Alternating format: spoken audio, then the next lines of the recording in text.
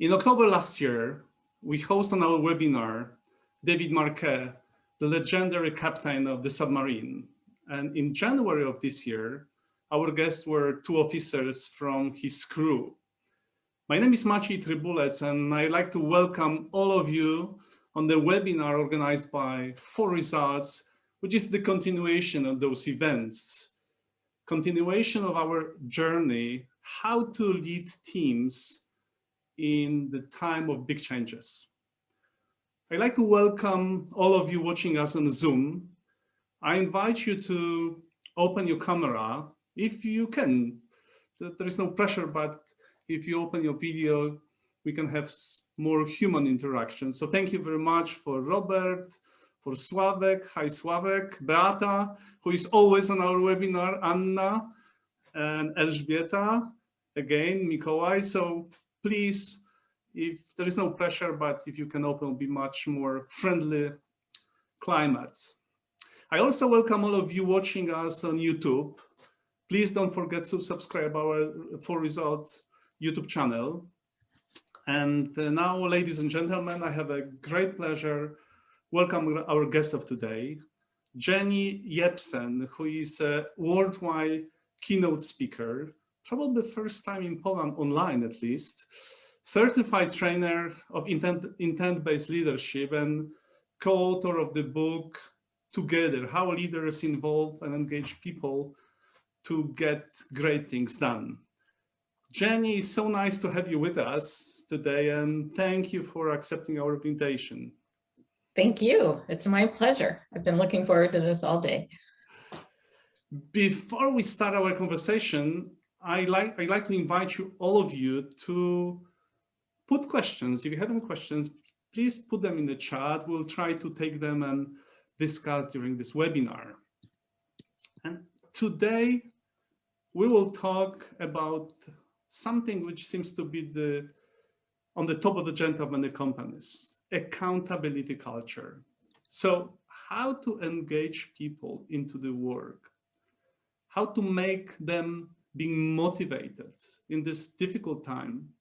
4Results is being involved in this topic for many years, and we have official certification of Intent-Based Leadership International established by David Marquet. So, Jenni, let's start from the title of this webinar, which is, I believe, a little bit provocative. Empowering people is impossible. Are you still ready to defend this statement? Oh, yes. Oh, yes. Just the idea that we can empower someone else is non-empowering, right? So I recently saw a KPI. I'm not a fan of KPIs. I like objectives and key results. In any case, the KPI, and I have it here, controlled transfer of authority to make decisions and take actions. This was an employee empowerment KPI. I thought, oh, okay, this is the opposite. And the whole idea here is, so I have a little drawing. So that's this, right? The authority figure decides if somebody else is going to have control, if they're going to be empowered. I decide if my direct reports are going to be empowered. That's the opposite. What we want to do is sort of turn this around, if you will, so that we have the leader or manager supporting people and creating the environment where people feel empowered. And that environment is really based on how people are motivated. Do they feel valued? Do they have a connection to people that they're working with or with customers? Do they have certainty, this feeling of control, if you will, about the work or what they need to do as part of that work? Do they have influence? Can they make decisions on their own? Is what we're doing fair? Or does somebody else get more rewards than I get? Or a different team has a better, more fun project than we get? So all of those things are what leaders can do to create this environment where people feel empowered so that they can make decisions, take it and run with that. Anyway, so yes, we cannot empower anyone, but what we can do is create the environment where people can jump in and where they feel like, yes, I'm empowered. So there's a subtle difference there, but it's important, I think. That's right. By the way, it's really quite challenging for some managers to empower people. So to give them control based on competences and clarity, as David says. And I wonder, what are the obstacles on the way to give the empowerment, to create the empowerment, right? And what to give this delegate things to the people.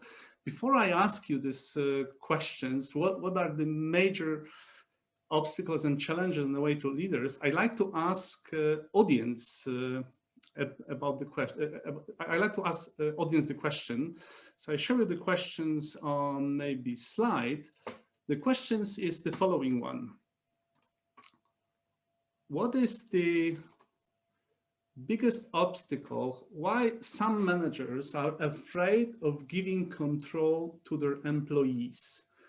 And you can answer in 3 different ways. I put into the chat a link already to the Mentimeter, so you can click, you'll be transferred to the place where you can answer. You can also use the scanner. You can scan the IQ code on your smartphones using the typical camera, or you can go to the menti.com and put the code 84402804. So whatever way you want to answer, it's up to you, but we are interested why some managers are afraid of giving control to their employees. Maybe we'll give 1 minute to answer it.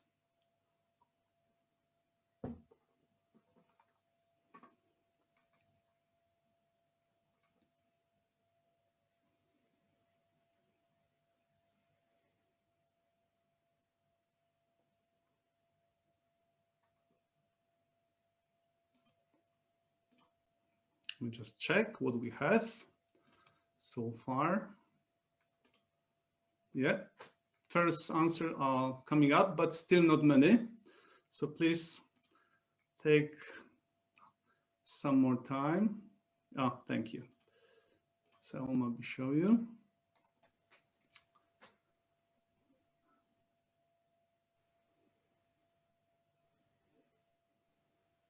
Lack of trust seems to be in the middle.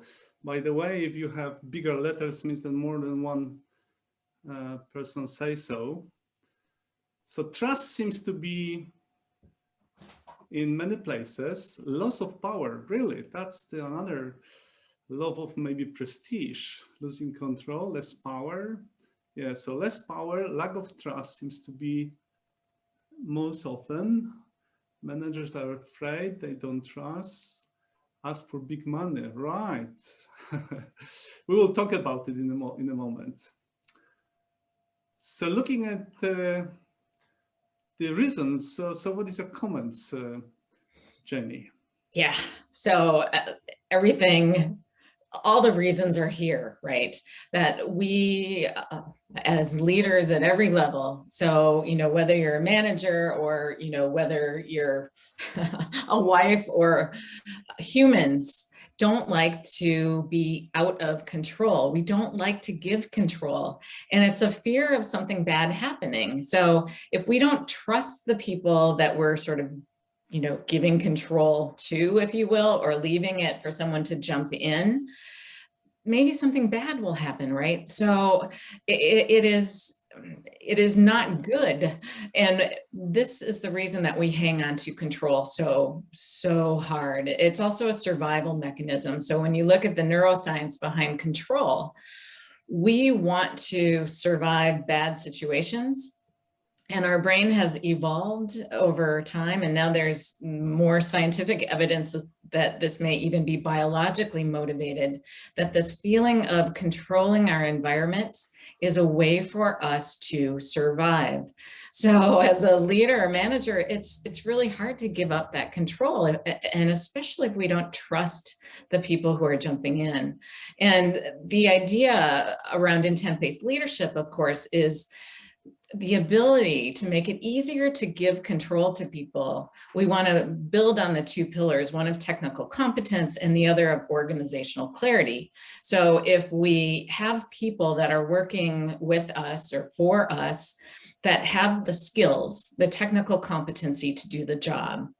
And they also understand the direction that we're going. So have the organizational clarity. What are the goals? What are the challenges? What are we doing with this product or this service or this initiative or whatever it might be, that people understand where it is we're going. They have those two things, organizational clarity and technical competence.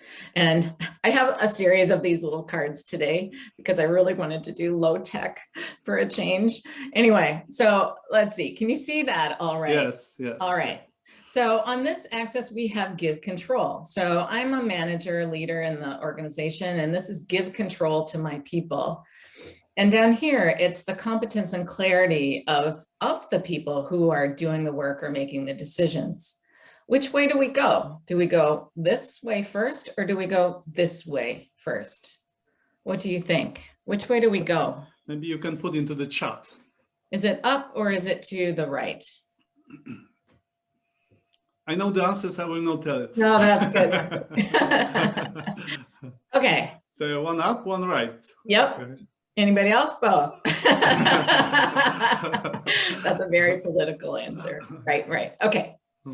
All right, so there's more around the going to the right with competence and clarity. So I'm not going to put anybody on the spot unless you want to jump in and say why you think that. What made you say that? Anybody want to? You don't have to. Okay. All right, so how do you know? How do you know when people have the technical competence and organizational clarity? How do you know? Okay, here, if you want to write in the chat or speak up, you're very welcome to.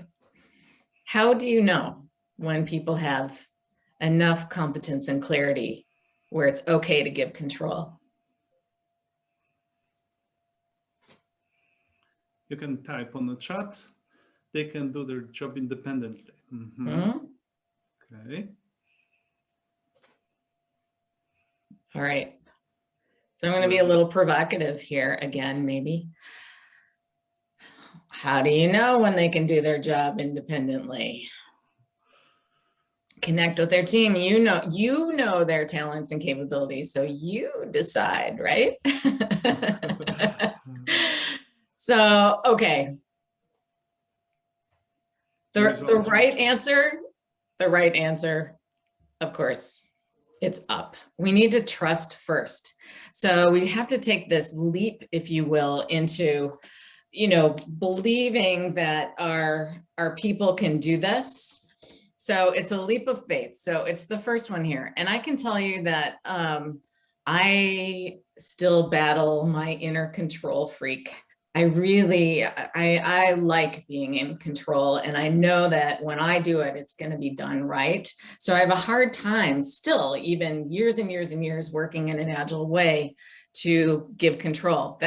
I know what my triggers are, and I can compensate for those. So I know that when I have that feeling, the first thing I need to do is give control, even though it's scary. However, if you're new to this, or if a manager that you're working with is scared about giving control, this might be way too much control to give to start with. So my suggestion is to give sort of a little bit of control, a little at a time. So we do that, and then maybe a mistake happens, something goes wrong, and there's a gap, right? So that's when we know, uh-oh, something happened. Is it about the competence of the person? Did they not have the skills or the ability to do the job or make the decision?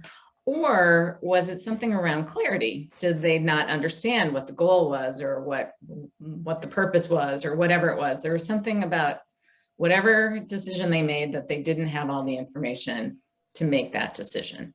So, and for those of you who said, both, you're right. There's this sort of nice little optimal work environment where we're giving control, seeing where the gaps are, closing those gaps, or helping our people close those gaps, right? So it's not up to us as the manager or leader to close the gap, but we want to make sure that our people can jump in. And what I can tell you from my own experience and also working with a lot of leaders in different organizations, usually when there's a gap, it's around clarity. 75% of the time, in fact, we've done some informal surveys. It's been because of the clarity. And then I think, okay, whose problem is that? That's mine. I didn't create that clarity. I didn't, there was something there that I can do better next time. So I think it's a way to make it safe to give control, is that, give a little. If you're like some of the managers that I've worked with in the past, where it's really hard to give control, give a little, and then nothing bad happens. And in fact, good stuff happens, right? People are happier, they feel more motivated, they're probably getting great stuff done. And then you can give a little more. Okay, still nothing bad happened. I can trust that they're doing that. This is really cool, and give a little more. And okay, here we go. Here's the gap. Okay, how can I help you fill that gap? Either competency or clarity is usually what we see. So it's a safe way to be able to give control in this context, and to trust.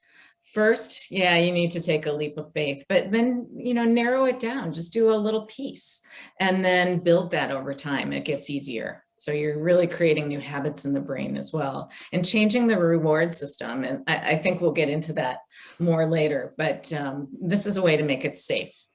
Yeah, so to give small step toward control and work on clarity. What is interesting, what you said, that the issue is not the competence, but rather the clarity.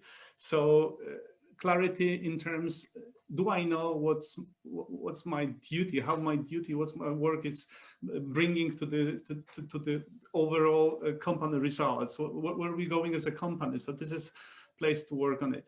Jenni, but I want to refer to your neuroscience experience. And I do believe that if someone is passing control to the subordinates, that there is something happening in the brain. So what kind of a mechanism you might consider, what is happening probably in this reptilian brain a little bit rather than the new cortex? How would you comment it?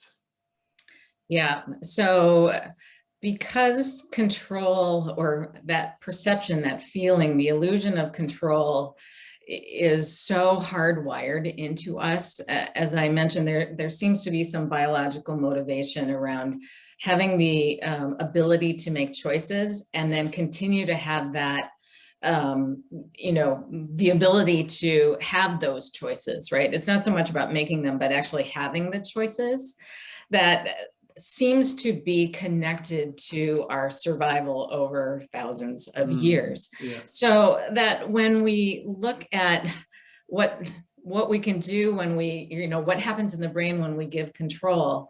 So initially, the first few times, or many times, it triggers that limbic system activation. So in the amygdala, where fight, flight, or freeze is, for example, oh, this could be really dangerous. I'm giving control. This is so scary. What am I going to do? They're going to screw up. I know it. And then when they screw up, you think, I am never giving control ever again. So that's what's happening in the brain. Now, you can change that by telling a different story here and seeing the reward. So there's also something, external rewards in the organization for being in control. You need to change that. But if we're talking just about what happens in the brain, you have the power to change how you view giving control. And when you give control and you see the people around you thriving and happy and like, yes, he trusts me or she trusts me, I get to make this decision, the reward changes for the leader, right? So if you can see that people jumping in and feeling empowered and being able to make those decisions and control their destinies and really, really contribute and feel valued in the organization, and see that as a, something that you're creating, you're making that environment, and that's a reward for you. So, and the more you do that, the more you strengthen the connection in the brain that says, when I give control, that's our reward, rather than when I give control, that's scary. So we need to change how we think about giving control in order to change how our brain is wired. And in that way, it becomes easier. Yeah, when I'm listening to you, I remind my time when I was leading teams and companies. And I think there are two sources of satisfaction. One source, maybe when I was younger manager, and probably this is referring to the experience you have, is the source of experience, source of satisfaction is coming from the fact that you can command, control, you have a power of decision, many things depend on you, and you know how to do things and give orders, and you've got, feeling of satisfaction. But there is another source of satisfactions, which you just mentioned, that you focus as a leader on how to release the potential of the people, how to make them grow, how to build competences and making empowered environment. And this is, I can tell, much, much bigger satisfactions when you see people being developed and they're becoming independent, business is flourishing, and you suddenly can focus on something really strategic, or you can have a better work-life balance, and this is so rewarding and this is so satisfactory. So I think this is important to be aware of these two sources, let's say. Yeah. Okay, so you mentioned about it. For the next topic, I'd like to also ask audience the question I will show you. I put into the chat already link to the Mentimeter, and the next question is the following: what would be the but let me just check one in the Mentimeter. I have to change the slide. Yes, the question is, what would be the physical evidence that people feel empowered in your organization? I put this slide on the screen. You can vote exactly in the same way as previously. So the question is, what would be the physical evidence that your employee, that your people feel empowered in your organization? You can use the QR code, menti.com, or the easiest probably way, you can go to the chat when I place the link to answer on the Mentimeter. I'll give you 1 minute. So we have, they are creative, positive vibration. I wonder how we measure, probably very visible, asking for new tasks, take initiatives, positive vibration, not engage, completed tasks, smile, yes, definitely, energy, they are decisive, good atmosphere, success reached, they are happy, right. We have a wide range, Jenny. Yeah. And all the things that you have here relate to motivation. This is what happens in our brain when we feel motivated, when we feel empowered. There's more smiles, there's better results, there's more back and forth exchanges, people not afraid to own what it is that they're doing. So all the things that you see here, and creativity, of course. So what happens in the brain when we feel motivated, when we feel empowered, is that the prefrontal cortex, the thinking, rational area, part of the brain, where focused thinking happens, is engaged. There's blood flowing in the prefrontal cortex, and this is where we come up with cool things for our organizations. When we have the opposite, when we're feeling like, demotivated, or people are telling us what to do and we don't have a choice, and I'm not connected, and this is so unfair, and I never know what's going to happen, all of those things shut down the prefrontal cortex. And that's when the limbic system deep in the brain kicks in and says, okay, I'm going to protect myself from this. This is stressful. I don't like this. I'm just going to do what I'm told, and then I'm going home. Or, I'm shutting off the camera or whatever. And that is not where we have prefrontal cortex thinking. And what kind of thinking do you want in your organization? So it's a huge incentive for leaders in organizations to be able to give control and create that environment where people feel empowered, where they feel motivated to get all those things that you have in the Menti there. Because those things are so much more important for the organization than my own feeling of not being able to control every tiny little detail about a project or whatever it is. So changing that reward system, when leaders see that, I can tell you most are feeling that incentive to change how they think about control. Not all, but most see that as a much greater reward than their old way of, staying in control and telling everybody what to do. This is true. Sometimes when I discuss with the leaders of company, they tell me, okay, that's fine, but what about the people who just want to be told what to do? They may say, well, I'm not paid by making decision. This is up to the management. Please let me know what I have to do. I will do it with pleasure. I don't need to be really someone who is decisive, whatever. So what to do with those people? Mm-hmm. Did you meet someone like that? Oh, yes. There are no people who are born wanting to be told what to do. I can tell you that. And in fact, there's more and more research now, also cross-culturally, about this particular topic.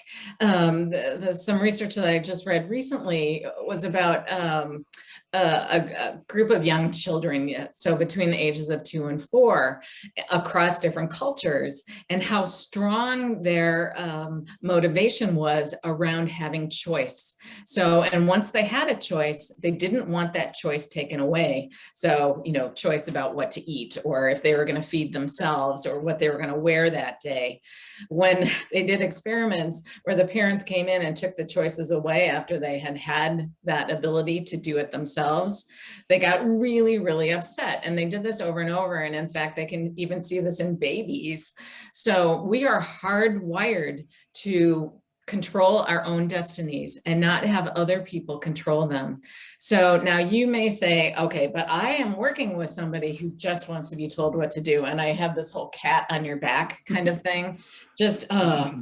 So what happens, there's a couple of things. So one, there is some cultural differences. So there's evidence that over years and years and years, hundreds of years of a culture where, it's a more top-down kind of hierarchical, patriarchal kind of culture, that it changes the DNA so that we're more accepting of being told what to do.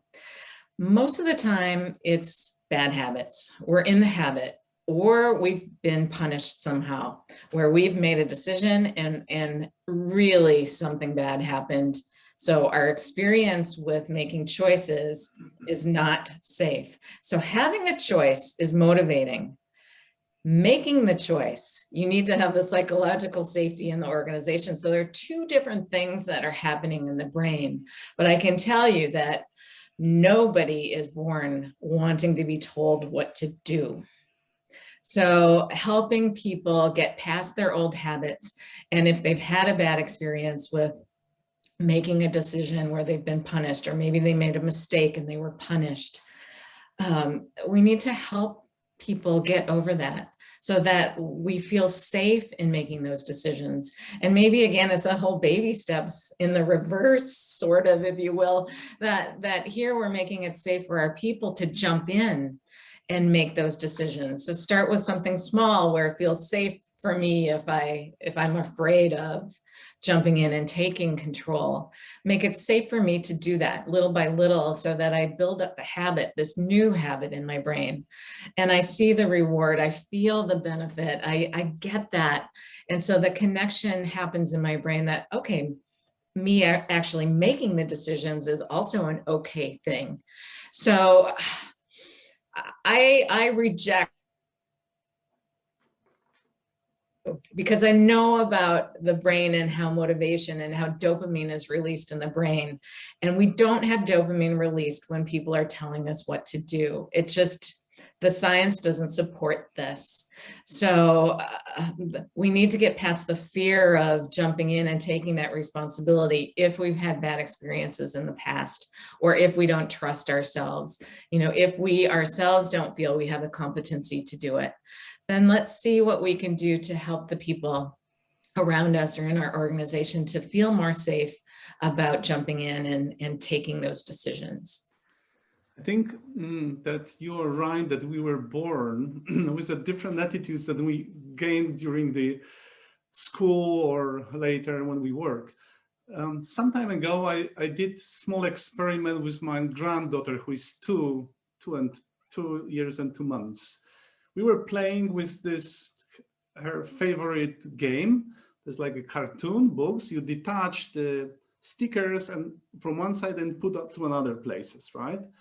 And she was playing, and I was doing experiment by suggesting her, please take this one and put it there.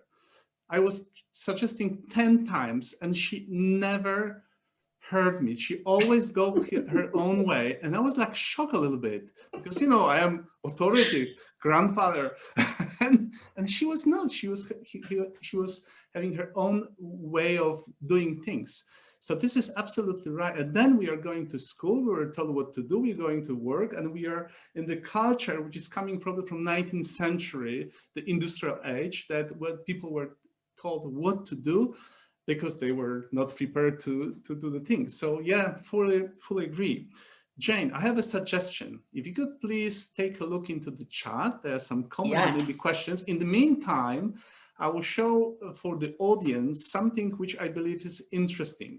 Let me tell you that in for results, we have a perfect tool, which is called VR, virtual reality dive, and we combine it with the whole philosophy of intent-based leadership proposed by David Marquet. And I'd like to inform you that we have so-called masterclass workshop for C-level, not only C-level, but for managers, which I like to invite you. What does it look like? So we have 2 days, most of the time, 1.5 day, you are working on virtual reality, on certain missions, and we can see the way you are leading, cooperating, how you react under the stress, and we can discuss how this intent-based leadership can be transferred into your own business, into your own organization. As a part of this masterclass, there is also discussion with C-level leaders who implemented similar culture to culture leader, and we can have this mentoring sessions. There are some open still dates. I think there is a last place in April, 8th or 9th. There are still probably 2 places in May, 18 and 19 of May, and 25, 26 of May, and 10 and 11 of June. Program, of course, is done in partnership with intent-based leadership of David Marquet. So I have also very good news for you. For those who will stay with us to the end of the webinar, I believe all of us will stay, we will draw one free participation in this webinar, in this masterclass webinar. The cost is 2,500 zlotys, so net. So I think it's worth to take part in this drawing, and there will be some additional prices later on. We will tell you. So, is there anything in the chat? Yes, there's lots of great ideas too. And Natalia, I'm hoping I'm saying your name right now. I'm saying the Danish version, Natalia. Work is not only about creative tasks. Some routine has to be done. How to motivate employees to do mundane work. Sometimes it's only management decision who should do what. Yeah. So, and we think that that's the fastest route, right? That, oh yeah, you know, we've got these boring tasks that need to get done. And so I'm the manager and I'm just going to do it fast. You're going to do that. You'll do that. You do that. And it takes choice away. And again, it's not that necessarily the manager wants control of that, who does what, but wants control to make sure that the stuff gets done. So instead, and I'm sure that, you have done this already, but an idea that works well is to start with the challenge. Okay, here's what we have. We have all these daily, mundane, whatever, boring tasks that need to get done. Here they are. So, presenting clarity, if you will, about the work that has to get done. And then asking the team, how are we going to do this? How are we going to do this?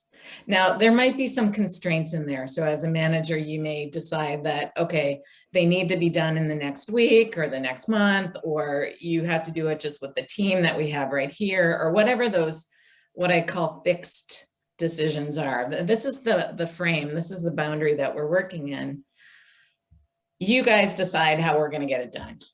What questions do you have? How can I support you? And give it away. And you'll be amazed, the stuff gets done and people feel like they have choice. And there's a sense of fairness because in the group or in the team, we're deciding, it's not our manager deciding for us. And that boosts our feeling of motivation. So the reward mechanism in the brain, there's more dopamine being released when we have that choice where we feel we get to have influence on this. We get to decide, maybe today I'm doing more of the boring tasks, but I know on Friday, I don't have to do any of those. So there's this sense of overall fairness. And that helps the brain, the prefrontal cortex, you get more dopamine being released and it helps you to think better. So that's my advice. Just push it back. If there are constraints, give that. What are the fixed things? Give the frame. Here's the challenge. Go do. And then, okay, so the question might be, what happens if they don't do it? Right? So, I mean, that would be me. I'd be like, oh, okay, I did this on Monday. I told them that if things have to be done by Friday. It's now Tuesday. I don't see anything happening. And I'm getting really nervous about this. So I'd go to the team and say, look, guys, okay, I need a little information here because I'm feeling really nervous about this. So this is where, as a leader, you become vulnerable. You show your own insecurity. I'm really, really trying to push the decision-making authority and not be involved in all the details and, not trying to control you, but I have this need for information. I have this need to know that this is going to get done. And you have that dialogue, you have that communication. And this is maybe fits super well into intent-based leadership. There's an opportunity there for the team to say, well, we intend to do it on Wednesday. We have the whole afternoon planned. We're going to get all this stuff done. It'll be done on Wednesday afternoon. That's how we intend to do it. Whew, okay, great. So you have that communication back and forth. So that part is super important too in helping us who are trying to get more comfortable with giving control to be comfortable. So if we have that knowledge, it's like, okay, now I know I don't have to worry until Wednesday afternoon. And then if Wednesday afternoon I don't see something, then I might, come in and say, hey guys, you said Wednesday afternoon, what happened? What happened? So, yeah. So this is showing also vulnerability of the leader, right? To be open and trust and to have a discussion. Great. Is there anything else you would like to comment, Jenni, from the chat? I think there are some really good ideas for each other. So I'm hoping that you will read it here around motivation and building competencies and how you can do that together. Yeah. And I think that is the key. When we do it together, you increase that feeling of influence and being valued. So it's really great. So make sure that you read the chat. Thank you. From David also is very valuable comment. So you can read from all of you. I invite you to see the short film.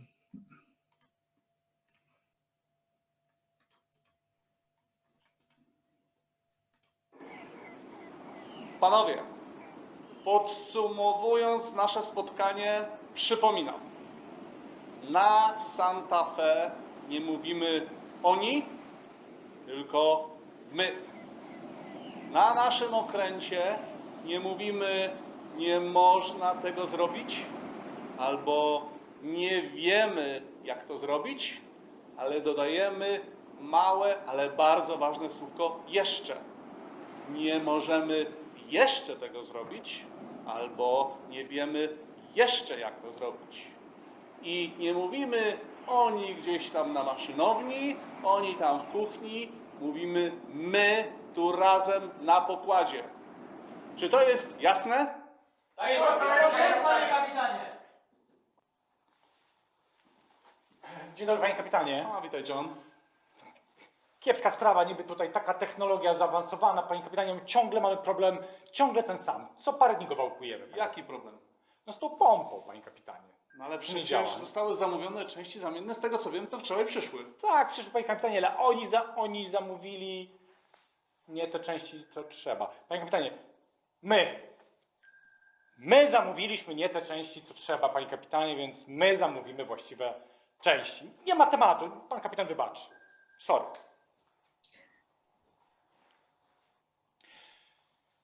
Jedną z ważnych zasad kultury brania odpowiedzialności jest zasada, która brzmi: zmieniaj środowisko, a nie ludzi. Czym jest to środowisko? To procesy, to miejsce pracy, to systemy, w których ludzie funkcjonują, ale również to język, jakiego używamy, bo język jest elementem systemu. I to jest też zmiana środowiska poprzez zmianę języka. Nie oni tam są odpowiedzialni w marketingu, oni tam zawinili w sprzedaży. Jesteśmy razem odpowiedzialni za całość. I razem gramy do jednej bramki. Ten język to odzwierciedla. This event has happened on Santa Fe. It was a real, maybe not exactly the same way, but it's telling that changing environment, part of the changing environment is changing the language. By the way, David wrote his second book, Leadership is the language. And I remember also, Jenni, your notch when you say about the yet. So how language is helping to create the right environment? How would you comment? Yeah, it is so important. How we talk about people in an organization. David, of course, talks a lot about the we and they. So if you've read Turn the Ship Around, for example, there's no they on the Santa Fe fitting in. And our brain is wired according to what we hear over and over again, according to what we see over and over again, according to what we feel over and over again. And if it's always us and them, that doesn't work. It's the opposite of that relatedness, that connectedness that we're trying to achieve. How we talk about our people. So I have a huge pet peeve, and there's a little something around Scandinavia that the word resource or resources. Now, when you say that in Danish or Swedish or Norwegian, it doesn't sound as bad, but in English, it sounds terrible. I did not, as a 5-year-old want to grow up to be a resource. I mean, that was just not on my agenda. And when we talk about resources and FTEs and all of those things that dehumanize people, we demotivate. So, and it's not only other people's brains, but it's also our brains. Suddenly they're disposable. They're not the talented people that we have in our organization. So, I mean, those are just a couple of examples. Using the word yet also from the video. I mean, it changes how we think. So I did a little experiment in my gym. This was before the lockdown, when we used to be able to go to gyms and work out. And there were a lot of people, and I have a crazy trainer who's awesome. And she was constantly challenging us to do, take us out of our comfort zones and do different things, stretches or jumps or whatever it was. And there was a lot of, I can't, including me. No, I'm going to do this experiment. And every time I hear I can't, I'm going to add the word yet, and I'm going to say it myself. And if I hear somebody else say I can't, I'm going to add the word yet. So I became known as the yet girl in the, well, I'm not a girl, but a woman in the training center, and other people started saying it. Now, I've done this in teams, I've done this with leaders, and it is contagious in a really good way, that once you start saying yet, if you hear I can't or we can't, you create the possibility that, okay, maybe we can't do it right now, but we will be able to do it if we really want to. And that changes our perception of the situation. So language is an incredibly powerful tool. And if you haven't read David's book, it's really wonderful in terms of stories and ideas of how you can change how you talk to people, the questions that you ask others to help create that environment where people feel more motivated in the process. Correct. Speaking about the books, I want to tell that Jenni is the author of the book. I will show you on the screen. Recently published. The title of the book is Together: How Leaders Involve and Engage People to Get Great Things Done. Jenni wrote it with her husband Ole. Ole unfortunately could not be today with us, but all the best. Say all the best to Ole. So tell us how leaders involve and engage people to do get great things done. Yeah, so it is everything that we've talked about plus the how-to, so that when we do things together, when we understand together, plan together, validate together, reflect together, that we create the space where people can get great things done. Because the challenges that we're facing today in organizations, they're just too big for one person. You know, no matter how smart you are, there are just too many things to know. And we also know, again, from the science, that the more diversity we have in the perspectives, the better solutions we come up with. So not only is it motivated from a neuroscientific perspective, but the results are better because we include more. And if you tie that into intent-based leadership and this whole idea about how we give control by having technical competence and organizational clarity, the book is really a how-to, if you will, a guide on how to involve and engage people who are together in what situations, and some tips and tricks and a lot of stories. Where the book is available, where can we get it? Yeah, Amazon is probably the most well-known. Otherwise, you can go to togetherthebook.com, and then there's links. Okay, we have a good news. In a moment, we will draw one of this book so you can read it. We have also some additional rewards. If I can ask you, Jane, again, to look into the chat, and I will we will start the very important part of our webinar today. So we will be drawing different prizes. Let me start, and we will be helped by Kazimierz, who is in our backstage. And yes, hello. Hi. Kazimierz has a special drawing machine. So let's start from telling you that the first prize is the book of David Marquet, Zmień Kurs, in Polish. So let's open the first roulette. Oh, first is Jenni Jepsen. Jenni.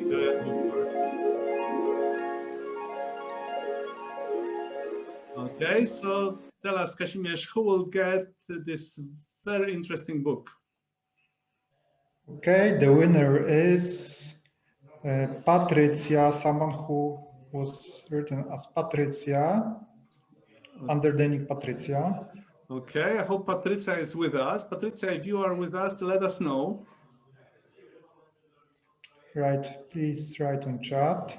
Or you can put on chat that you are in. I think that Patricia left the webinar. Okay, so I think we should redraw the prize. We should, exactly. So, okay, let's do one more time. I will put on the screen, because we said we will be drawing from those who are with us all the time. Yeah.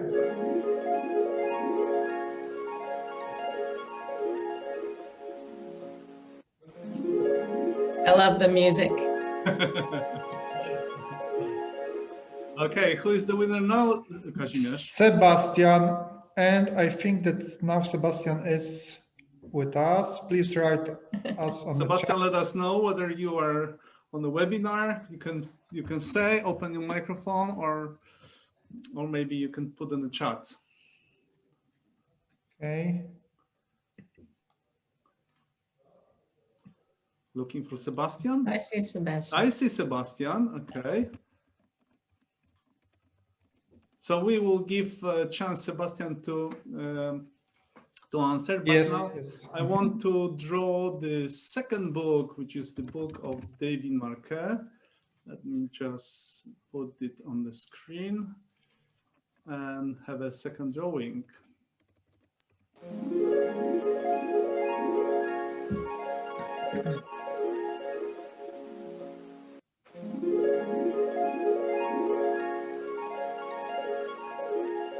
Okay, Kazimierz, and who now is the winner? Now the winner is Damian Kozłowski.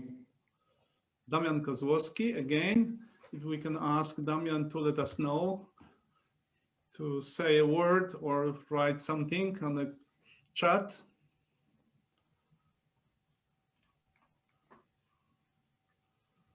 Before we go to the fastest, the most important part of this different awards, which is the participation in masterclass webinar. Here I am. Okay, so I see. And he said, thank you. Good. Okay. So we will contact you, Damian, and we will let you know how we can transfer the prize for you. And ladies and gentlemen, and this seems to be the final drawing of the webinar. I remind you, this is accountability culture, participation in masterclass of accountability culture to this webinar. And I wish you good luck. Oops.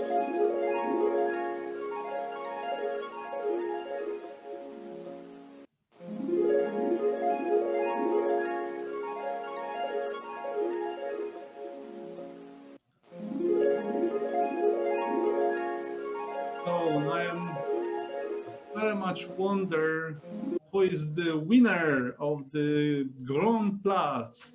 Okay, the winner is Grzegorz Oszast. Grzegorz Oszas. Is Grzegorz with us? This is, hi Grzegorz. Oh, it's me. okay. Okay, okay. Well, congratulations for all of you who got the 3 prizes. Jenny, did you get anything in the chat maybe? Anything you want to? There are a couple of questions here. What if they don't want that power? So the teams, my suggestion about presenting the challenge of spreading out the work, the mundane work, what if they don't want that power at all, or they don't take it and organize themselves? Yeah, so then we have more clarity and competency gaps that are apparent. So we need to do something in a different way. So what I would suggest is to sit down with the team and present the goal. This is what I want to do as a leader. This is what I want to do as a manager. I want you to decide this. This is what I want you to decide. How can I help you get there? How can I make it easier for you to do this? So you could do it at a workshop, you could do a meeting, you could do one-on-one, depends on the team members and sort of their level of feeling safe with each other. So that's a quick, very quick answer. The next question, have you experienced that some team members try to impose certain tasks they don't like on other team members? Yep. Should the manager interfere in a more fair distribution of work and treatment of team members? So my bias is to have those conflicts be solved in the team. However, where I see this, or where I have seen this happen, is when somebody new, especially maybe like fresh out of school, is joining a team. and then maybe the other ones who have been there a while and earned their, you know, seniority or whatever, earned their stars, they don't want to do that work anymore, so they push the crap work on someone else. So my suggestion is to bring it up in the team if that junior person is, you know, not feeling comfortable to do that, to just say, hey, this is what I'm seeing happening. So make those observations. Try not to be judgmental about it, but make the observations about what you're seeing, and then go back and be clear. So provide the clarity around the goal that you want in how we work with this, is that those tasks need to be spread out. That is my decision as your leader. That is my decision. So that's a fixed decision.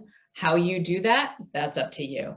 So this is where I'd be very clear about what you will accept and what you won't. And it is because you're going for the greater good. It's not because you're trying to control the situation. Of course, the work still needs to get done, but what you're trying to do is make it easier for people to make those choices and do it in a fair way. So we also need to, in the whole accountability culture aspect, is that there are consequences for behavior that we don't want, right? So as a leader or manager, that is also part of your goal. And that I see as really a clarity or competency gap. Thank you, Jane. Looking at the watch, we are ready to land. So I want to take this opportunity and say thank you very much for your presence, for your comments, sharing your great experience. We are part of, with Jenni and many other people around the world, part of so-called IBL partners. We meet each Friday for 1 hour session. And there is so many very practical examples of leaders who implemented intent-based leadership in their businesses, having unbelievable business results. And this is wide range of companies, from police department to the airlines to some agriculture. And what is amazing that this methodology is bringing not only creating empowered environment, what we're talking about, but also is bringing clear financial business results and making the place of work a good place of work. And so we are very much inviting you to contact for results if you would like to implement this methodology, intent-based leadership, certified by David Mark and the organizations. We can discuss and talk about it. So again, thank you, Jane, for being with us. Thank you for all of you. Thank you, all of you. Thank you for your comments, for participation on the Mentimeter. I believe was interactive, not one-way delivered message. So see you on the next webinar soon. Thank you.